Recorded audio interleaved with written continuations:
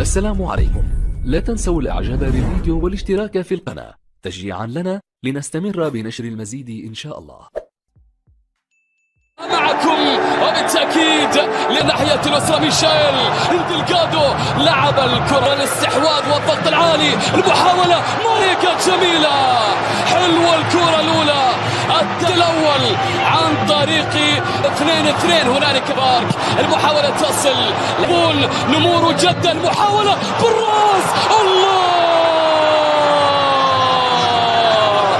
الشوط الثاني مشاهدينا الكرام متابعينا اينما في كل مكان، المناسب عودة الكرة الى كونان كرة عالية، الان من جديد كريستيانو في المساحة، يعدي ويكسب خطأ في هذا المكان، يكسب خطأ كريستيانو رونالدو.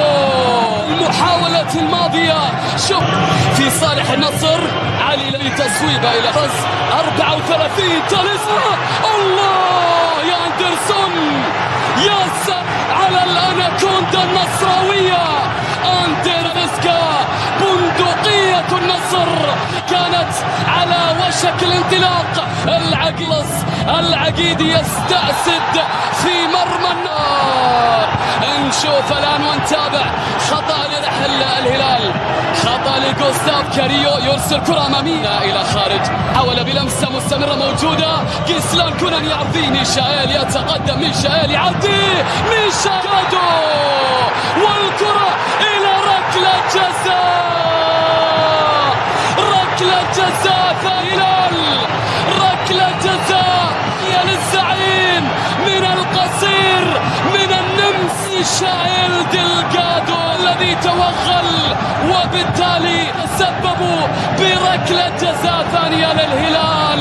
ونشوف ونتابع الآن المحاولة من أوتوني، قال الله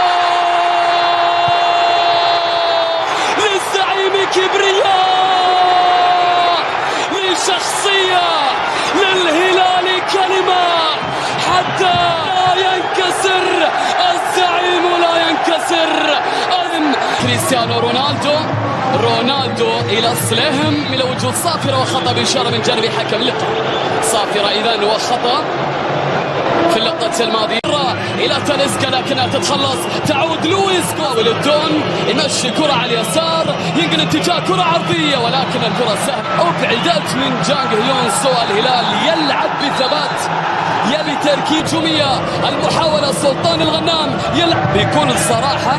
الشوط الأول وفاء الفريق النصراوي، لمسة إلى رونالدو، كريستيانو يحط